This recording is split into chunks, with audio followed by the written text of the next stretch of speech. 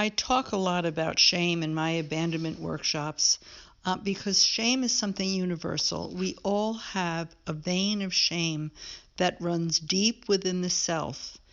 And anything that comes along that causes us to feel dismissed or overlooked can trigger that feeling. It can send little tiny darts into that vein and nick the vein, and it oozes a kind of subliminal feeling of not being enough, of somehow not being up to par.